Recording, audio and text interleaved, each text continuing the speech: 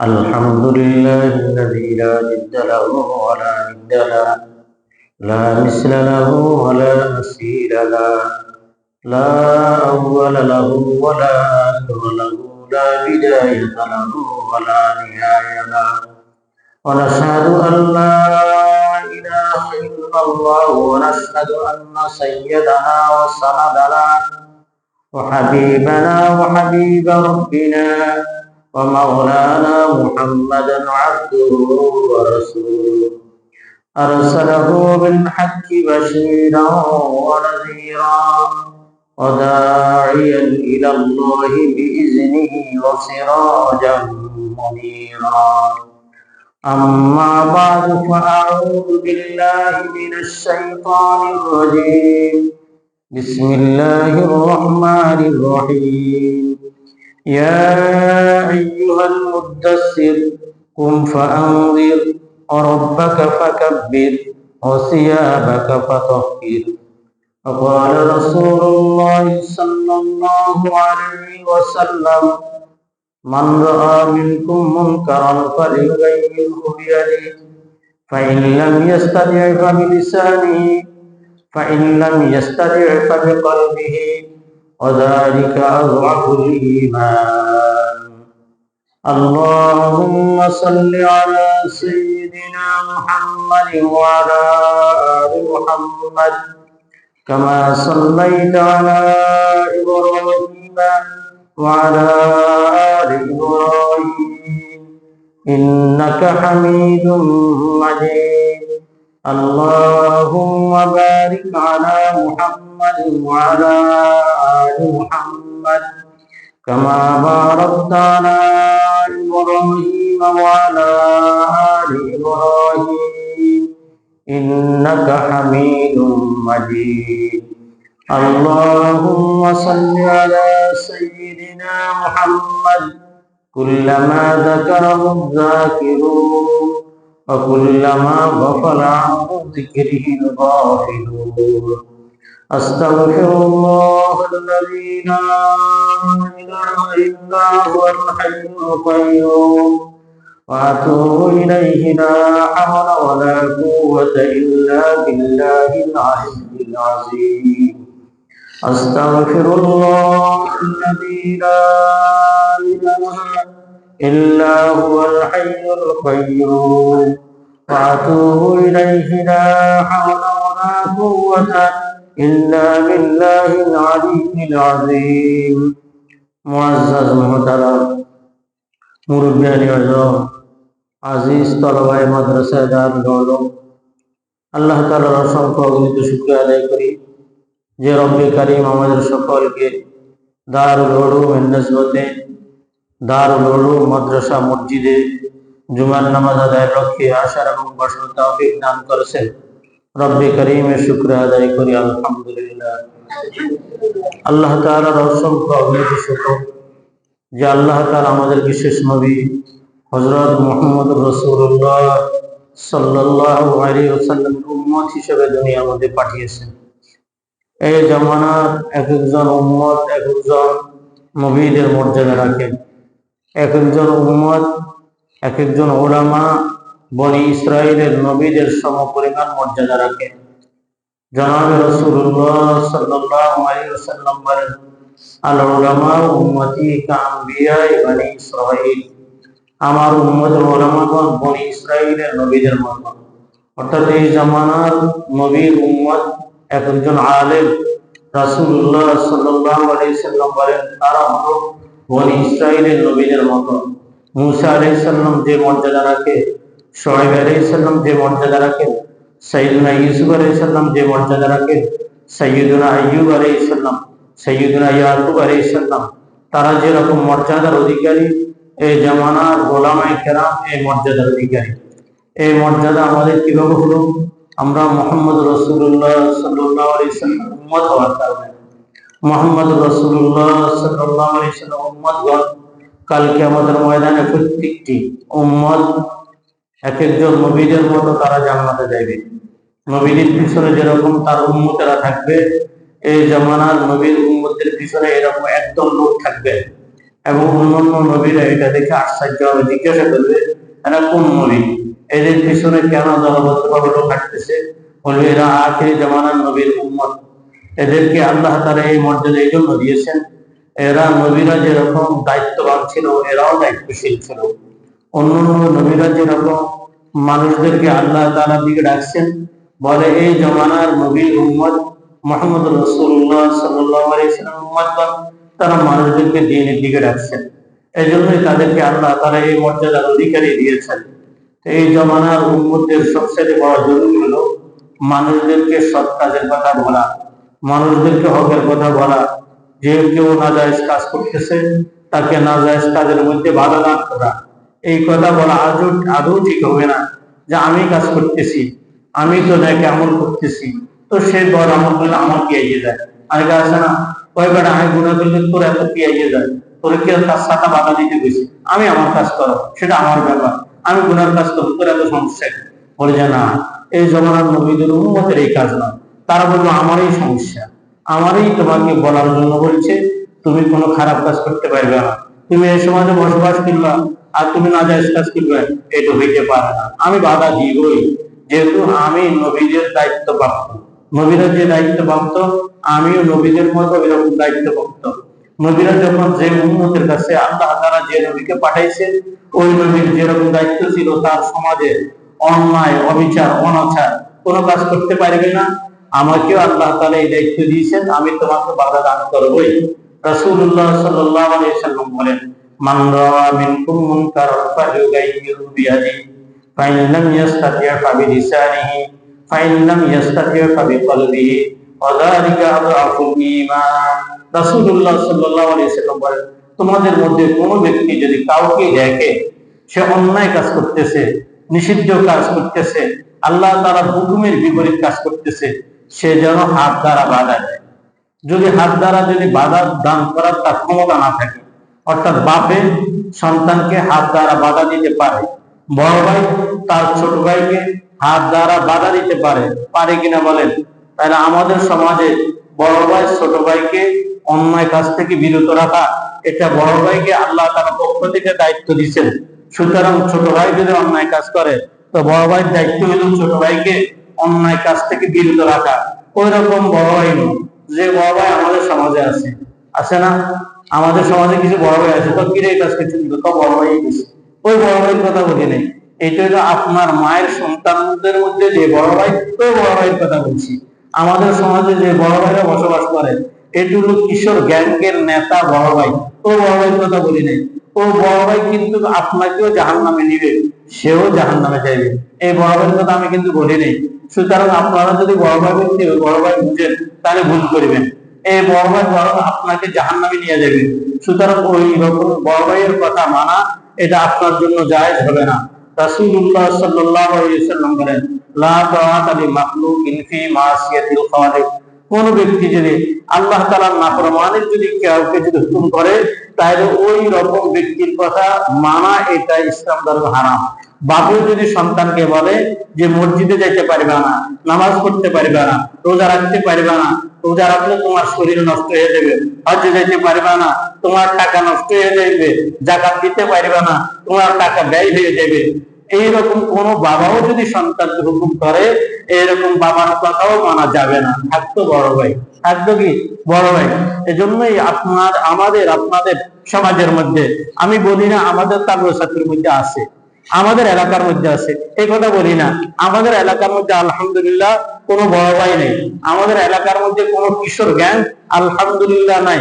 কিশোর gang থাকলে এটা আরো আগে পরিষ্কার হয়ে যেত, আলহামদুলিল্লাহ আমাদের এলাকার মধ্যে নাই। যে সমস্ত এলাকার মধ্যে এরকম বড় ভাই আছে, বড় ভাইয়ের দোয়াই দেয়, কোন বড় ভাই যদি ছোট ভাইদেরকে এরকম কোনো না জায়েজ কাজের মধ্যে হুকুম করে, কাউকে হত্যা করার জন্য হুকুম করে, কারো ডাব চুরি করার হুকুম করে, কারো মাছ চুরি করার হুকুম করে, শীতকাল আসছে কারো ঘরের থেকে হাঁস দড়ি নেওয়ার হুকুম করে, হাঁস পার্টি করার জন্য, এটা সম্পূর্ণভাবে কি হবে? হারাম হবে। এজন্য ভাই ও বন্ধুগণ, শীতকাল আসছে, শীতকালের রাত অনেক বড়, এই জন্য চোরও বাড়িয়ে যায়। শীতকালের মধ্যে মানুষের ডাব চুরি করে, শীতকালের মধ্যে খেজুর গাছের রস চুরি করে। যেহেতু যদিও আমাদের নোয়াখালীতে নাই, কিন্তু কোন কোন জায়গায় তো খেজুর গাছ আছে, রস চুরি করে। রস চুরি করা এটা বড় একটা আনন্দের ব্যাপার হয়ে দাঁড়াচ্ছে। কারো ঘরের থেকে হাঁস চুরি করা শীতকালের মধ্যে এটা একটা আনন্দময় হয়ে দাঁড়াইছে। কারো ছাগল খাসি চুরি করা এটা একটা আনন্দের ব্যাপার হয়ে দাঁড়াইছে। যত হাসি হাসি করবেন তত বেশি বেশি কাঁদবেন। সুতরাং এই জন্যই শীতকালের মধ্যে কারো খাওয়ার থেকে মোরগ চুরি করা, কারো খাওয়ার থেকে হাঁস চুরি করা, কারো ডাব চুরি করা, কারো নারকেল চুরি করা, কারো ছাগল খাসি চুরি করা, এটা কি নাই? জায়েজ নাই। আমাদের সমাজে যদি কেউ এরকম যদি করে, তাহলে আমরা তাকে স্থান দিব না। দিব বলেন? আমরা স্থান দিব না। আমরা এইরকম কিশোর গ্যাং যত লিডার আছে, সমস্ত লিডারকে পরিষ্কার করার জন্য যা যা লাগে আমরা তা করবো। প্রথমত আমরা তাকে বলবো, ভাই বন্ধুগণ, তোমরা এরকম কাজ করো না। আমরা প্রথম তাদেরকে মুখ দিয়ে বলবো। আমরা যদি হাত দ্বারা যদি করার ক্ষমতা রাখি, তো আমাদের সমাজে যারা বাপ আছেন, বাপেরা আপনার সন্তানদেরকে এরকম নাজায়েজ কাজ থেকে হাত দ্বারা বাধা দান করবেন। বড় ভাইয়ারা, আপনারা আপনাদের অধীনস্থদেরকে, যদি কিশোর গ্যাংয়ের কোনো যদি বড় ভাই থাকেন, তো বলি, আমার জানা মতে নাই, যদি বিতর্কগত ভাবে যদি কোনো থাকেন বড় ভাই, তো বড় ভাই আপনি আপনার কিশোর গ্যাংয়ের ছোট ছোট ভাইদেরকে বলে দিবেন যে আমাদের সমাজে এইরকম নাজায়েজ কাজ করা যাবে না। আমরা শুধু বড় ভাই হয়েছি, আমাদের এলাকার মধ্যে যদি মাহফিল হয়, আমরা মাহফিলের স্বেচ্ছাসেবক হবো। আমি বড় ভাই হয়েছি, আমাদের মসজিদের যদি কোনো কাজ থাকে আমরা সেটা করব, আমাদের মাদ্রাসার কোনো কাজ থাকলে আমরা সেটা করব, রাস্তা মেরামতের কাজ থাকলে আমরা সেটা করব, কোনো অসহায় ঘর, কোনো বিধবার ঘর যদি মেরামত করার দরকার হয় আমরা সেটা করব। অর্থাৎ সমাজে আমি বড় ভাই হয়েছি সমাজে ভালো কাজ করার জন্য। সুতরাং আমার সমাজের বড় ভাই, আমি তোমাদের বড় ভাই, আমার সমাজের মধ্যে আল্লাহ তাআলার নাফরমানিমূলক কোনো কাজ করা যাবে না। এই কথা বলতে পারবে না ইনশাআল্লাহ। তাহলে যারা বাবা সমতুল্য, তারা তাদের সন্তানদেরকে বলবো আমাদের সমাজে এরকম কাজ করা যাবে না। যারা বড় ভাই সমতুল্য, তাহলে আমরা আমাদের অধীনস্থদেরকে বলে দিব আমাদের সমাজে এরকম নাজায়েজ কোনো কাজ করা যাবে না। তো মান রাআ মিনকুম মুনকারান ফালিয়ুগাইয়িরু বিয়াদিহি, যদি সমাজের মধ্যে কেউ যদি কাউকে যদি খারাপ কাজ করতে দেখে, তাহলে প্রথমত হাত দ্বারা বাধা দিবে। কে বাধা দিবে?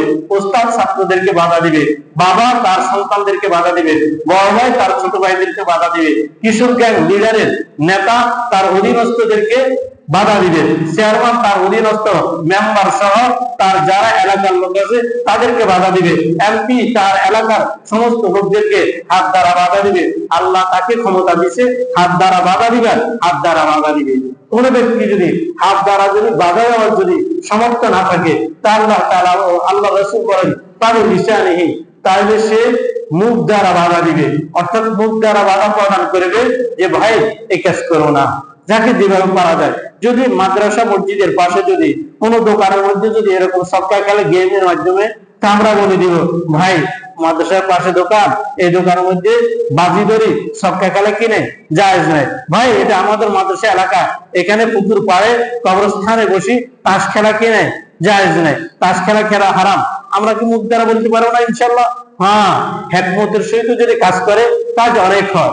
আমার টঙ্গীর এলাকা, আমাদের এলাকা না, টঙ্গীর এলাকার মধ্যে আমার মাদ্রাসার পাশে বাউন্ডারি নামক একটা জায়গা আছে, যারা গেছেন ওনারা দেখছেন, আমাদের এলাকায় অনেকে ওইখানে আমার মাদ্রাসায় দেখার জন্য গেছেন। তো পাশে একটা বাউন্ডারি এলাকা, এখানের মধ্যে তাস কিন্তু গ্রুপ এক গ্রুপ দুই গ্রুপ কয়েক গ্রুপ বসত।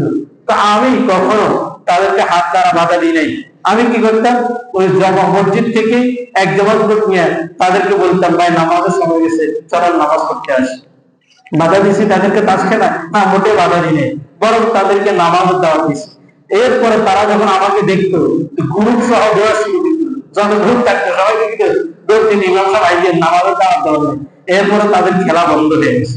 তাহলে আমরাও সমাজের মধ্যে হাত দ্বারা বাধা দেওয়ার আমাদের যখন অধিকার নাই, আমরা যেখানে কবরস্থানের মধ্যে, যেখানে বাগানের মধ্যে, যেখানে কোনো ঘর, যে ঘরের মধ্যে মানুষ বসবাস করে না, ওই সমস্ত ঘরের মধ্যে কেউ যদি তাস খেলে, তা আমরা ওই ঘরে যাই বলবো যে ভাই আমাদের পাশে মসজিদ আছে, মসজিদে নামাজ পড়তে যাই, তাদেরকে যে দাওয়াত দিব, পারবো না ইনশাআল্লাহ? তাই রাসূল সাল্লাল্লাহু আলাইহি সাল্লাম বলেন, মান রাআ মিনকুম মুনকারান ফালইউগাইয়িরহু বিয়াদিহি ফাইন লাম ইস্তাতি ফাবিলিসানিহি ফাইন লাম ইস্তাতি ফাবিকলবিহি। এরপরে 3 নম্বর স্তর, যদি আমরা যদি না পারি, আমাদের সমাজে কেউ লিড দিয়া কারো দ্বারা এরকম করতেছে। সমাজের মধ্যে কেউ বাবার ঘর আছে, বাবা খায় কেমন, আগে বাবারও শ্রদ্ধা করত, বাবারও সালাম দিত, এখন বাবারে কি করে, এখন বাবারে খেয়ে ফেলে। এই সমস্ত লোক কেউ যদি এরকম বাবা খায়, কেউ যদি বাবাকে যদি বিক্রি করে দেয় অন্যের কাছে, তাহলে আমরা কি করব? বাবা খোরদেরকে, ইয়াবা খোরদেরকে, এদেরকে আমরা যাই বলবো যে আমাদের সমাজের মধ্যে অন্যায় অবিচার চলতে পারবে না। আমাদের সমাজ ইনশাআল্লাহ এই সমস্ত অনাচার থেকে, অনাচার কাজ থেকে, অন্যায় জুলুম থেকে এটা বিরত থাকতে হবে। এখন যদি আপনি যদি এটা না পারেন বললাম, তাহলে দিন দিকে চিন্তা করবে যে আমাদের সমাজের মধ্যে কে কে এইরকম বাবা খায়, কে কে তাস খেলে, কে কে মদ খায়, কে কে জুয়া খেলে, এইরকম শীতকাল আসছে কে কে এইরকম কারেন্ট নিয়ে ব্যাডমিন্টন খেলে, খেলে কিনা, মাঠের মধ্যে কয়েকটা বাতি লাগাইয়া র্যাকেট খেলে। আচ্ছা, আপনি যে র্যাকেট খেললেন সারা রাত, আপনি কি ফজরের নামাজটা জামাতের সাথে পড়তে পারবেন? তো কেন র্যাকেট খেলা?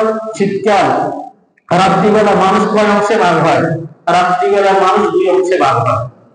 প্রতিটা রাত্রে মানুষ কয় অংশে ভাগ হয়? 2 অংশে। বিশেষ করে শীতকালে 2 অংশে মানুষ ভাগ হয়। এক অংশের লোক নাফরমানি করতে করতে জাহান্নামের দিকে চলে যায়, আরেক অংশ লোক বলে শীতকাল আসছে, রাত্রি অনেক বড়, আমি একটু এসার পরে শুয়ে যাই। আবার আমাদের সমাজে এরকম কিছু লোক আছে মাশাআল্লাহ, এসার পরে কোরআন তেলাওয়াত করে। এসার পরে কি করে? মুসলিমদের মধ্যে, আমি মাদ্রাসার ছাত্রদের কথা বলি না, আমাদের মুসলিমদের মধ্যে আলহামদুলিল্লাহ কিছু লোক আছে এসার পরে কোরআন তেলাওয়াত করে তারপরে ঘুমায়, ঘুমানোর প্রস্তুতি নিল, ওর রাত্রি তাহাজ্জুদের নামাজ আদায় করে। এখন প্রায় 5টা পর্যন্ত তাহাজ্জুদের সময় থাকে, তাহলে তো লম্বা সময়, এত সময় কেমনে ঘুম দেবে? একটু এসার পরে তাড়াতাড়ি ঘুমাই, ওরা তাহাজ্জুদের নামাজ আদায় করেন। এটা হলো এক গুরু। এরা কোন কোন গুরুগুলো করেন? ফারিকুন ফিল জান্নাতি ওয়া ফারিকুন ফিস সাঈদ। 2 দল, একজন হলো জাহান্নামী, আরেকজন হলো জান্নাতি। যে ব্যক্তি জান্নাতওয়ালা কাজ করে সে জান্নাতে যাইবে, আর যে ব্যক্তি জাহান্নামওয়ালা কাজ করে সে জাহান্নামে যাইবে। তাহলে শীতকাল আসতে বিশেষ করে 2 গ্রুপ হয়। এক গ্রুপে র্যাকেট খেলে, নতুবা ডাক চুরি করে, নতুবা ফয়ের বোর্ড চুরি করে, ফয়ের হাট চুরি করে, নতুবা পুকুরের থেকে মাছ ধরে। অন্যায় অবিচার অনাচার যত কাজ করার দরকার এক গ্রুপ এই কাজ করে, আর গ্রুপ নামাজের পাবন্দি করে, তাহাজ্জুদের নামাজ আদায় করে, মনে মনে নিয়ত করে শীতকাল যখন আসছে একদিনও যেন আমার থেকে তাহাজ্জুদ না ছুটে। এটা কি পারবো না ইনশাআল্লাহ? তাহলে একদল জান্নাতওয়ালা কাজ করবে। তাহলে আমরা জান্নাতওয়ালা লোকের অন্তর্ভুক্ত হব না জাহান্নামওয়ালা লোকের অন্তর্ভুক্ত হব? জান্নাতওয়ালা লোকের অন্তর্ভুক্ত হব। আলোচনা চলতেছিল এই কথা। এইরকম যারা র্যাকেট খেলে, কারেন্ট দিয়ে র্যাকেট খেলে, যদি আপনি সরকারি তার থেকে নিয়ে, সরকারি লাইন থেকে নিয়ে আপনি যদি 6টা বাতি জ্বালাইয়া আপনি যদি র্যাকেট খেলেন, তাহলে এটা এই যে বিলটা উঠলো, এই বিলটা কার কার মিটারে উঠছে? আমাদের এলাকার যতগুলো মিটার আছে প্রত্যেকটা মিটারের মধ্যে বিলগুলো আসবে। তো বিল আপনি অন্যের মাল খরচ করলেন তার বিনা অনুমতিতে, এটা কি জায়েজ হবে?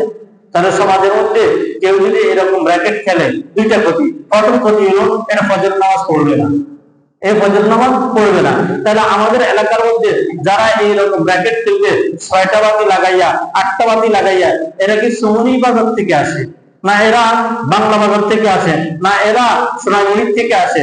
এরা কোথায় থেকে আসে? আমাদের এলাকায় যারা খেলে এরা তো আমাদের এলাকার লোক। তাহলে আমাদের এলাকার লোক হইলে হয়তো কারো ভাই হবে, নতুবা কারো বন্ধু হবে, নতুবা কারো ছেলে হবে। বন্ধু যদি হয়, বন্ধু বন্ধুকে বলবো, বন্ধু ফজর নামাজ আদায় করতে হবে। এটা খেলার সময় হলো বিকেল বেলা, খেলার সময় রাত্রিবেলা নয়। বন্ধু এখন ঘুমাইয়া যাও, এখন ঘুমের সময়, বড় রাত্রি তাহাজ্জুদ করো। যদি আমার ছেলেকে বলবো, বাবা খেলা যাবে না, খেলা যাবে না, বিকেল বেলা খেলবে, রাত্রে কোনো খেলার কোনো টাইম নেই। এটা বলতে পারবেন না। আপনার সন্তানকে আপনি জন্ম দিলেন, আপনি বলতে পারবেন না। আচ্ছা, এটা কেমনে বলতে পারবেন না? কি অসহায় আপনি, কি এত অসহায়? আপনার ছেলের গায়ে যদি আগুন লাগে, আপনি কি আগুন নিভাবেন না? পাড়া প্রতিবেশী আগুন নিভাবে না? এলাকার সকলে আগুন নিভাবে না? একটা ছেলেকে যদি জেলে নিয়ে যায় সবাই পেরেশান হয়, তো একটা ছেলের গায়ে আগুন লাগলে সবাই পেরেশান হয়। সুতরাং আখেরাতে তো আগুন লাগবে, এটা নিশ্চিত। তো দুনিয়াতে কি আপনার একটা অনুভূতি হয় না? আচ্ছা, আখেরাতে আপনার ছেলে জাহান্নামে যাবে, আপনি জান্নাতে যাবেন, এই কথা আপনার কাছে কি ভালো লাগবে? এটা আমার আপনার কাছে কখনো ভালো লাগবে না। আমার ছেলেটা জাহান্নামে যাবে আর আমি জান্নাতে যাইব, এরকম বাপ কি সমাজের মধ্যে আছে কিনা বলে? এরকম বাপ তো সমাজের মধ্যে থাকার কথা না। যে বাপের সন্তানেরা জাহান্নামে যাবে আর বাপ জান্নাতে যাবে, এটা তো কখনোই হইতে পারে না। ওই জান্নাত কেমন জান্নাত হবে? যে জান্নাতে আমার ছেলে থাকবে না, যে জান্নাতে আমার মেয়ে থাকবে না, যে জান্নাতে আমার পরিবার থাকবে না, এরকম যদি শুধুই আমাকে জান্নাত দেওয়া হয়, এরকম জান্নাত কি কখনো মজাদার হবে? এরকম জান্নাত তো মজাদার হবে না। এজন্য চাইবো আমার ছেলে যারা জান্নাতে যায়, আমার মেয়ে যেন জান্নাতে যায়, আমার পরিবার যেন জান্নাতে যায়, আমার প্রতিবেশী লোকরাও যেন জান্নাতে যায়। চলতে চলতে এই এলাকার মধ্যে আজ 13টা বছর আপনাদের সাথে আমার একবারে ঘনিষ্ঠতা হয়ে গেছে না? এখানে বয়ান করতেছি, আপনারা শুনেন। তো আপনাদের সাথে যে আমার ঘনিষ্ঠতা হয়ে গেল, এখন আমাকে যদি জান্নাত দেয়, আপনাদেরকে যদি না দেয়, আমার কাছে কি ভালো লাগবে? আচ্ছা, আপনাদেরকে জান্নাত দিল, আমি আপনাদের ইমাম সাহেব, আমাকে জান্নাত দিল না, আপনাদের কাছে কি এটা ভালো লাগবে? তাই এই জন্যই আমার আপনার জন্য যদি ভাই তুমি জান্নাতে যাও, আমিও জান্নাতে যাইব, ওই জান্নাত আমার কাছে ভালো লাগবে না যে জান্নাতে ইমাম সাহেব থাকবে না, আমার যে জান্নাতের মধ্যে আমার প্রতিবেশী মুসল্লি থাকবে না। প্রত্যেকেই আমরা জান্নাতে যাইতে চাই। সুতরাং এরকম কারো কারেন্ট যদি জ্বালা, তা আমার ছেলেকে আমি নিষেধ করবো, বাবা জাহান্নামের আগুন তোমার গায়ে লাগবে। দুনিয়াতে যদিও দেখতেছি না, নিশ্চিত জাহান্নামের আগুন তোমার গায়ে লাগবে। সুতরাং তোমাকে এরকম রাতে খেলা যাবে না। আর যাদের মিটারের মধ্যে কারেন্ট উঠে, আপনি কি চান আপনার মিটার থেকে কারেন্ট খরচ হোক? আরে আমাদের সমাজের মধ্যে বহু লোক আছে না, মনে করেন আমি আমার রুমের মধ্যে বাইরে হওয়ার সময় বাতিটা বন্ধ করে দিই, কখনো চাই না আমার রুমের মধ্যে এই মাত্র বাইরে আসবে করতে, তখনও বাতি বন্ধ করে দিই। বাতিটা দোকানে যাবে, বাতি বন্ধ করে দিই। 5 মিনিট যদি কারেন্ট যদি আমি থাকা ছাড়া আমার রুমে বাতি জ্বলে, তাহলে কি বিল উঠবে না? কি বলেন? তাহলে আমাদের সমাজে বহু লোক আছে না, রাত্রিবেলা গরম লাগলেও বিলের ভয়ে অনেক সময় তো আরে হাত দিই বিষ্ণু, তারপরে ফ্যান চালাইতাম না, কারণ মাসের বিল অনেক আসবে। আছে না আমাদের সমাজে বহু লোক এরকম আছে না, যারা ঘরে বাড়িতে মোটর চালায় না, ইচ্ছা করলে মোটর চালাইয়া পানি দিতে পারে, পায়খানার মধ্যে লাইন দিতে পারে, কিচ্ছুই করে না, দরকার হলে কল সিরিজ ছাড়িব, তারপরে মোটর লাগায় না। কেন? বিদ্যুৎ বিল উঠার কারণে। তাই বিদ্যুৎ বিল উঠবে এই ভয়ে আমি ব্যক্তি বিদ্যুৎ ব্যবহার করি না, আর আমার প্রতিবেশীর ছেলে পেলে যুবক ভাইয়েরা বিদ্যুৎ ব্যবহার করবে, আমার মিটার থেকে বিলওয়ালারা বিল কাটে নেবে, এটাকে মানা যায়? সুতরাং সমাজের মধ্যে এরকম আমার বিদ্যুৎ বিল আরেকজনের, আমার বিদ্যুৎ খরচ করে আরেকজনের খেলা খেলছে, এটা আমি মানতে পারি না। সুতরাং যুবক ভাইয়েরা কেউ যেন এই শীতের রাত্রে এরকম যেন খেলা না খেলে, আল্লাহ বুঝার তৌফিক দান করেন। তাই প্রতিবেশী লোকেরা এরকম খেলবে, এটা আমি মানবো না। আমার কারেন্ট দিয়ে তুমি খেলবা, এটা হইতে পারে না। আমার ছেলের গায়ে আগুন লাগবে, এটা হইতে পারে না। আমার বন্ধুর গায়ে আগুন লাগবে, এটা হইতে পারে না। সুতরাং আমাদের সমাজ থেকে এই রকম শীতকালে রাত্রিবেলা খেলা এটা উঠে যাওয়া দরকার।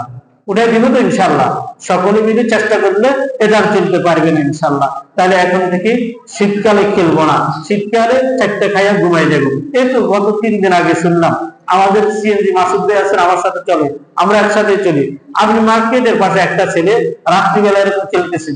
আমাদের যুবকদের রক্ত তো অনেক গরম, বুড়াদের রক্ত হিম ঠান্ডা, এই কারণে শীতকাল আগে বলে হুজুর এসার নামাজটা একটু আগাই দেন, এতক্ষণ পর্যন্ত বসে দেখতে পারি না, কতক্ষণ আর বই থাকুন, ঠান্ডা লাগে না, ঠিক না? এই জন্যই আমরা এসার নামাজ শীতকাল আসলে অনেক আগাই দিই। তাহলে বোঝা গেল আমাদের মুরব্বীদের রক্ত ঠান্ডা, যুবকদের রক্ত কি গরম। কিন্তু মনে রাখবেন যুবক, তুমি একদিন বুড়ো হইবা, তোমার রক্তের মধ্যে যদি ঠান্ডা আল্লাহ তাআলা লাগাই দেয়, তো তুমিও টিকতে পারবে না। তো মাসুদ ভাই বললেন গত বছর একজন, আমি মার্কেটের লগে, হ্যাঁ নাম বলবো না আর কি, বাইরের নাম বললে আবার সব চিহ্নিত হয়ে গেল, ওই ব্যক্তি রাত্রে এরকম র্যাকেট খেলতেছে, এই কিছুক্ষণ পরে তার মুখে দিয়ে নাক দিয়ে ফেনা সাইডে মারা গেল। যুবক, তুমি তো কিছুক্ষণ আগে গায়ের জামা কাপড় খুলি শীতকালে খেলা করতেছ, সবাইকে বাহাদুরি দেখাইতেছ, আল্লাহ তাআলা খেলা অবস্থায় তোমাকে নিয়ে গেল। কোন ব্যক্তি ভাই ও বন্ধুকে এটা পছন্দ করেন যে আমি খেলতে থাকবো, এই অবস্থা আল্লাহ তাআলা আমাকে নিয়ে যায়? এটা কোনো ভাই ও বন্ধু কি পছন্দ করে? এটা কোনো ভাই ও বন্ধু কেউ পছন্দ করে না। আপনার ছেলে খেলা অবস্থায় মারা যাক, আপনি কি পছন্দ করেন? আপনার বন্ধু খেলা অবস্থায় মারা যাক, এটা কি আপনি পছন্দ করেন? তাহলে কোনো ব্যক্তি আমরা পছন্দ করি না খেলা অবস্থায় কেউ মারা যাক, এটা আমরা পছন্দ করি না। কোনো ব্যক্তি টয়লেটে পড়ে মারা যাক, এটা শত্রুর কথা আমরা কল্পনা করি না। শত্রুর কল্পনা করি যে আমার শত্রুটা টয়লেটে পড়ে মারা যাক, এটাকে আমরা কল্পনা করি না? আমরা কল্পনা করি না। খারাপ অবস্থায় কেউ মারা যাক, এটা আমরা কল্পনা করি না। কিন্তু আপনার কর্মদোষে আপনি যদি মারা যান, তাহলে আপনার কর্মদোষে আপনি দোষী হইলেন, বাকি আমরা লজ্জিত হইলাম। আমরা কি লজ্জিত হইলাম? তা আমরাও আমাদের সমাজে লজ্জিত হইতে চাই না। আমাদের সমাজের কোনো ভাই ও বন্ধু যেন এরকম না খেলে। তো হাদিসের তৃতীয় কথা যেটা, যে কোন ব্যক্তি যদি হাত দ্বারা বাধা প্রদান করতে না পারে, মুখ দ্বারা বাধা প্রদান করতে না পারে, তাহলে সে দিল দ্বারা কল্পনা করবে, যে মনে মনে কল্পনা করবে, পরিকল্পনা করবে কেমনে এই নাজায়েজ কাজ থেকে ভাই বন্ধুকে বাঁচানো যায়, আমার বাবা সমতুল্য লোককে বাঁচা যায়, আমার যুবক ভাইদেরকে বাঁচানো যায়, এটার জন্য চেষ্টা করবো তো ইনশাআল্লাহ।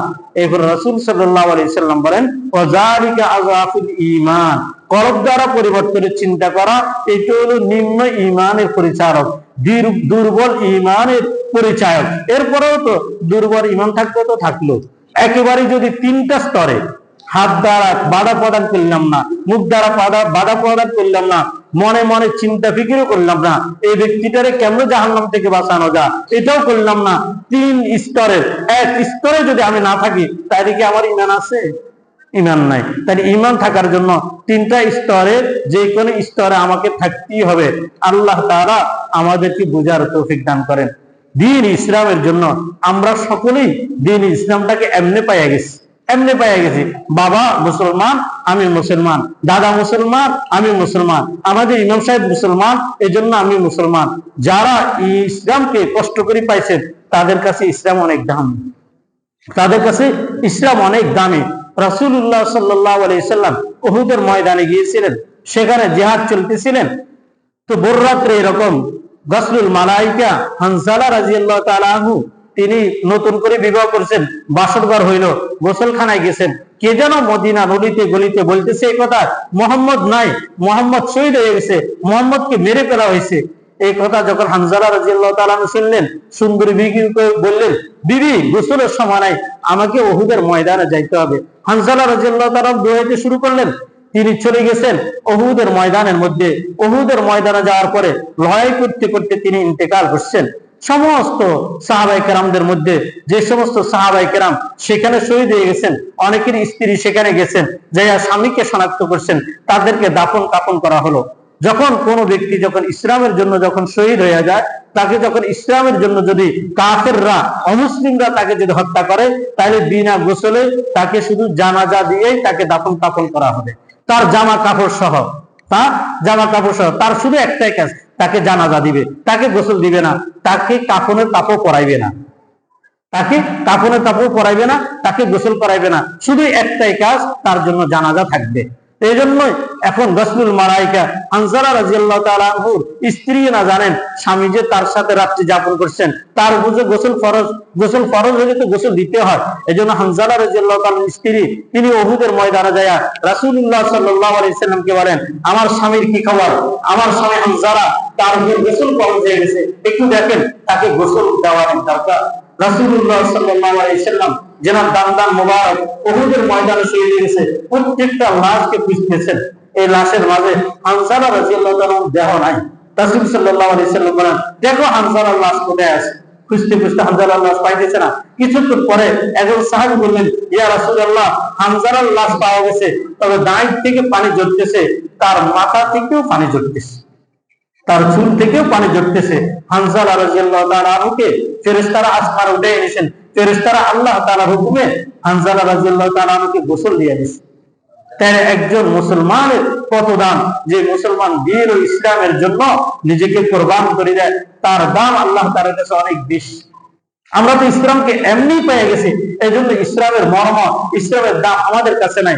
অথচ রাসূলুল্লাহ সাল্লাল্লাহু আলাইহি ওয়াসাল্লাম বলেন, লাওয়াদিতু ফি সাবিলিল্লাহ ওয়াল্লাযী নাফসু বিয়াদিহি লাওয়াদিতু ফি সাবিলিল্লাহ সুম্মা উহিয়া সুম্মা উক্তাল সুম্মা উহিয়া সুম্মা উক্তাল সুম্মা উহিয়া সুম্মা উক্তাল।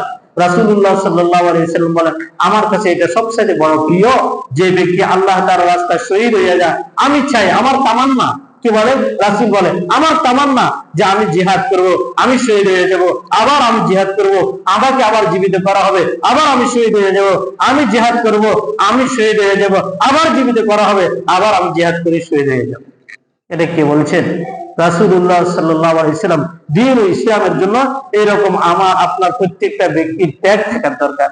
যেভাবে সাহাবায়ে কেরামের ত্যাগ ছিল, যেভাবে সাহাবায়ে কেরাম রাসূলকে মহব্বত করতেন, আমি আপনি রাসূলকে মহব্বত করি, কিন্তু কতটুক ত্যাগী আমি হইলাম, কতটুক ত্যাগী আমি হইলাম। আমার শুধুই মহব্বত আছে, শুধুই মহব্বত আছে, দেখানো মহব্বত, এটা মূলত মহব্বত নয়। মূলত মহব্বত হলো যে যাকে ভালোবাসে তার পদাঙ্ক অনুসরণ করা, তাকে অনুসরণ করা, সে যেটা করলে খুশি হয় ওইটা করার নামও হলো মহব্বত। রাসূলুল্লাহ সাল্লাল্লাহু আলাইহি ওয়াসাল্লাম চাইছেন প্রত্যেক কাঁচা ঘর, প্রত্যেকটা পাকা ঘর যেন আল্লাহ তাআলার বড় বড়ত্বের কথা পৌঁছে যায়, যেন দ্বীন ইসলামের আওয়াজ প্রত্যেকটা মানুষের কাছে যেন পৌঁছে যায়। আজকে ভারতের মানুষ, আজকে আসি হিন্দুরা যে মালামুন্ডা, যারা মুখ খায়, যারা দুধ খায় না, যারা গরুর গোবর খায়, তারা আজকে আমাদের বর্ডারে আসি ডাকাইতেছে, আমাদের উপর হামলা করবে, আমাদের উপর হামলা করবে।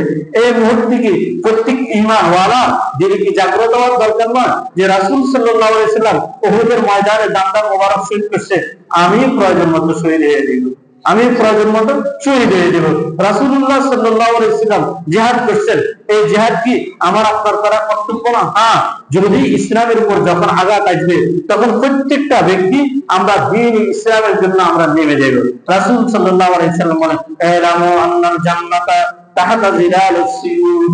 রাসূলুল্লাহ সাল্লাল্লাহু আলাইহি ওয়াসাল্লাম ইলামু আন্নাল জান্নাতা, এই জেনে রাখো আমার উম্মতেরা, আন্নাল জান্নাতা, নিশ্চয় জান্নাত, তাহতা জিলালিস সিয়ুফ, তলোয়ারের নিচে, ছায়ার নিচে হলো জান্নাত। এখন হলো আমাদের বন্দুকের নিচে আমাদের জান্নাত।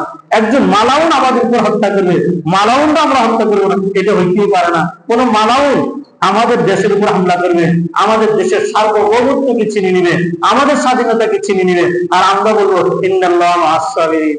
আল্লাহ কি এটা পছন্দ করে? আল্লাহ এটা পছন্দ করে না। বদরের ময়দানে যদি এটা পছন্দ করতেন, তো বদরের ময়দানে রাসূল সাল্লাল্লাহু আলাইহি ওয়াসাল্লাম মাত্র কতজন নিয়ে গেছেন? 313 জন সাহাবী নিয়ে গেছেন। রাসূল সাল্লাল্লাহু আলাইহি ওয়াসাল্লাম সারা রাত কাঁদছেন। রাতের শেষ ভাগে রাসূল সিজদায় পড়ে বলতেছেন, হে আল্লাহ, মাত্র 313 জন সাহাবী নিয়ে আমি আপনার কাছে আসলাম, যদি এই 313 জন যদি মালাউনরা কাফেররা যদি এদেরকে যদি হত্যা করে যায়, তা আপনার দ্বীনের কথা কে বলবে? মানুষের দ্বারে দ্বারে দ্বীনের কথা কে পৌঁছাবে? রাসূল সাল্লাল্লাহু আলাইহি ওয়াসাল্লাম 313 জন সাহাবীকে নিয়ে নামলেন, আর আল্লাহ তাআলা যাকে ফেরেশতাদেরকে পাঠাইলেন যেন মুসলমানদের পক্ষ হইয়া আবু জাহেলের গোষ্ঠীকে শেষ করে দেয়। আচ্ছা, আমরা নামাজ পড়ি, কোন দিন আমাদের সাহায্যে আল্লাহ তাআলা ফেরেশতা পাঠাইছেন? যাও ফেরেশতারা, যাও দারুল উলুমে যে সমস্ত ছাত্র নামাজ পড়ে, দারুল উলুমের এলাকায় যে সমস্ত লোকেরা নামাজ পড়ে, তাদের সাথে তোমরাও সারিবদ্ধভাবে দাঁড়িয়ে যাও। কখনো শুনছেন? কখনো শোনা গেছে? কখনো আসে নাই। তাহলে আল্লাহ তাআলা ফেরেশতা পাঠাইছেন যখন জিহাদের জন্য, যখন সাহাবায়ে কেরাম নামছেন তখন পাঠাইছেন। তাহলে আল্লাহ তাআলা চান এই সারা বিশ্বের মধ্যে দ্বীন কায়েম হোক, তোমাদের মাধ্যমে কায়েম হবে। আমি কায়েম করব না, তোমরাই কায়েম করবে, তোমাদের মাধ্যমে হবে। তখন আমি ফেরেশতাকে পাঠাইবো। বদরের ময়দানে যেরকম আল্লাহ তাআলা যে আল্লাহ ফেরেশতা পাঠাইছে, এখনো যদি এরকম যদি ময়দান কায়েম হয়, তাহলে ফেরেশতা কে পাঠাইবে? আল্লাহ তাআলা পাঠাইবে। এজন্য দ্বীন যেন দুনিয়ার মধ্যে টিকে থাকে। সাইয়েদনা আবু বকর রাদিয়াল্লাহু তাআলা এরকম বসে রয়েছেন একদিন, বসে বসে চিন্তিত, ওনার খেলাফতের আমলে। তো সাহাবায়ে কেরাম জিজ্ঞাসা করলেন, আপনি কি এত পেরেশান করতেছেন? তিনি বলেন, আয়ান কুসুদ দীনু ওয়া আনা হাইয়ুন, দিন শেষ হয়ে যাবে আর আমি জীবিত থাকবো, এটা হইতেই পারে না। সাইয়েদনা আবু বকর কেন এই কথা বলছেন? সাইয়েদনা আবু বকরের জামানার মধ্যে কিছু লোক, সমস্ত লোক না, মুসলমানদের থেকে কিছু লোক বলছে জাকাত দিব না, কিছু লোক বলছে কি জাকাত দিব না। আবু বকর রাদিয়াল্লাহু তাআলা তাদের বিরুদ্ধে জিহাদ ঘোষণা করলেন।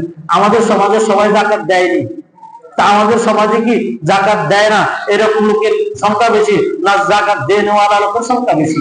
জাকাত দেয় না, এরকম লোকের সংখ্যা বেশি। আমাদের সমাজে বেনামাজির সংখ্যা বেশি না নামাজির সংখ্যা বেশি? বেনামাজির সংখ্যা বেশি না? যদি নামাজের সংখ্যা হইতো, বাড়িঘাট বাজারে এখন নিচতলায় লোক আছে, দোতলায় লোক আছে। তার খন্দকার ভাই মসজিদ ভর্তি, আমাদের মসজিদ ভর্তি, খেরওয়ালা ভাই ভুইয়া ভাই মসজিদ ভর্তি, সমস্ত মসজিদ গুলার মধ্যে এখন মুসল্লি ভর্তি। তো জোহরের নামাজের সময় মুসল্লিরা কই যায়, মাগরিবের নামাজের সময় কই যায়, এশার নামাজের সময় কই যায়? আপনারা আমাকে বলবেন তারা কর্মজীবী, তারা তার কর্মে যায়। তা আমি বললাম এই কথা, কর্মজীবী যেখানে যায় সেখানে কি মসজিদ নাই? তো সেখানে তো তারা ওই মসজিদ ভর্তি হয়ে যাওয়ার কথা, ওইখানে তো মসজিদ ভরে না। সমিতি বাজারে মসজিদ সবগুলো কি ভরে? সবগুলো তো ভরে না। তাহলে লোক সংখ্যা কি রোডে ঘাটে বেশি, দোকান পাটে বেশি না মসজিদে বেশি? হ্যাঁ, রোডে ঘাটেই বেশি, মসজিদে বেশি না। এজন্য ভাই বন্ধু বললাম, আল্লাহ তাআলা দিন যেন এই দুনিয়ার মধ্যে যেন টিকে থাকে, এই জন্য প্রত্যেকটা ব্যক্তির জন্য দ্বীনের দাওয়াত দেওয়া জরুরি। জিহাদের ডাক আসলে জিহাদ করাও জরুরি। জিহাদ করাও কি জরুরি? নামাজ যেরকম ফরজ, জিহাদ এরকম ফরজ। তিনজন সাহাবী মাত্র খন্দকের যুদ্ধে যায় নাই, ওই যুদ্ধ হয় নাই, কাফেরদের সাথে কি হয় নাই, যুদ্ধ হয় নাই। রাসূলুল্লাহ সাল্লাল্লাহু আলাইহি সাল্লামকে আল্লাহ তাআলা জিবরাইল আমিনকে পাঠিয়ে দিলেন 11তম পারা শুরুর আয়াত, ইয়া নাযিরুনা ইলাইকুম, হে রাসূল আপনার কাছে কিছু লোক আসবে, আসি ওজন খাই করবে, আপনি এদের ওজনকে কবুল করিয়ে চুপ থাকেন, কিছু করেন না, এরা মুনাফিক। তবে তিনজন লোক আসবে, এরা মুনাফিক নয়, এরা এমনি যায় নাই, অলসতা করে যায় নাই। এই তিনজন লোক হেলাল বিন রবিয়া, মালিক ইবনে রবিয়া আর সাহাবী, তিনজন সাহাবী। এই তিনজন সাহাবী আসছেন, আসার পর রাসূল তাদের কথা শুনেন নাই। তারা যদি রাসূলকে সালাম দেয়, রাসূল আরেকদিন মুখ ফিরেছেন, যে সাহাবীকে সালাম দেয়, কোন সাহাবী সালাম দেয় না, তাদের সাথে বয়কট, লেনদেন বয়কট, সালাম দেওয়া বয়কট, কথা বলে না। এই সাহাবীরা চিন্তা করলেন এই মূর্তি কি করা। তো তারা তাদেরকে নিজেরা মসজিদে নববী ফিলারির সাথে নিজেদের হাত বাঁধে দিয়েছেন, নিজের পা বেঁধে ফেলছেন, আর তারা প্রতিজ্ঞা করছেন আমাদের যদি পেশাব পায়খানা ধরে, তো সাহাবায়ে কেরাম যদি হাত তুলে পেশাব পায়খানা করতে যাবো, খানাও খাইতে যাইতেন না, প্রয়োজন মতো এখানে মারা যান, জিহাদের ময়দানে যান নাই, অলসতা করছে। অথচ জিহাদ হয়ও নাই, যদি হইতো তো এক কথা, হয়ও নাই। 40 থেকে 45 দিন পরে আল্লাহ তাআলা তাদের ব্যাপারে জিবরাইলকে পাঠাইলেন, তাদের তওবাকে আল্লাহ তাআলা কবুল করছেন। তখন ভাই রাসূল সাল্লাল্লাহু আলাইহি সাল্লাম তাদের হাত পা খুলে দিলেন। এজন্য ভাই বন্ধুগণ, যখনই কোন মালাউন, কোন ইসলাম বিরোধী মানুষ আমাদের দেশের উপর হামলা করবে, আমাদের উপর হামলা করবে, যেরকম ইসরায়েলিরা ফিলিস্তিনের উপর হামলা করছে, এরকম যদি হামলা করে, আমাদের জন্য জরুরি হলো তাদের উচিত জবাব দিয়ে দেওয়া। আল্লাহ তাআলা আমাদেরকে বুঝার তৌফিক দান করেন। তো এই কয়েকটা আয়াত পড়ছি, আয়াতের অর্থ বলি কথা শেষ করছি। ইয়া আইয়ুহাল মুদাসসির কুম ফাআনজির ওয়া রাব্বাকা ফাকাব্বির। রাসূল সাল্লাল্লাহু আলাইহি ওয়াসাল্লামকে আল্লাহ তাআলা বলেন, হে মুদাসসির, কুম ফাআনজির, আপনি উঠেন, আপনার এলাকার লোকদেরকে, আপনার কওমের লোকদেরকে ভয় দেখান, আল্লাহ তাআলার আযাব ও গজবের ভয় দেখান, দ্বীনকে কায়েম করার জন্য বলেন, দ্বীনের দাওয়াত তাদেরকে দেন। ওয়া রাব্বাকা ফাকাব্বির, আর বলেন এই কথা যে তোমার রবই সবচেয়ে বড়। আবু জাহেল বড় না, উতবা বড় না, শাইবা বড় না, উবাই ইবনে খালফ বড় না, আব্দুল্লাহ ইবনে উবাই মুনাফিক এরাও বড় না, সবচেয়ে বড় কে? আল্লাহ তাআলা। সুতরাং আপনার সাহাবায়ে কেরাম অল্প তো, কোনো ভয় করিয়েন না, আল্লাহর উপর ভরসা করি আপনি আল্লাহ তাআলা বড়ের কথা বলেন। আল্লাহ তাআলা আমাদের সকলকে বুঝার তৌফিক দান করেন। আল্লাহ তাআলা আমাদের সকলকে দ্বীন ও ঈমানকে ঠিক রেখে চলার তৌফিক দান করেন। সকলে নামাজের দাওয়াত দেওয়ার তৌফিক দান করেন। অনাচার অবিচার যদি সমাজে কোনো কাজ চলে, সকলকে এই কথা বলা আমার কর্তব্য, ভাই ও আমি এই কাজ করবো না, ভাই জাহান্নাম ওয়ালা আমরা হব না, আমরা সকলেই জান্নাত ওয়ালা হব। আল্লাহ তাআলা আমাদের সকলকে জান্নাত ওয়ালা জিন্দেগি গঠন করার তৌফিক দান করেন।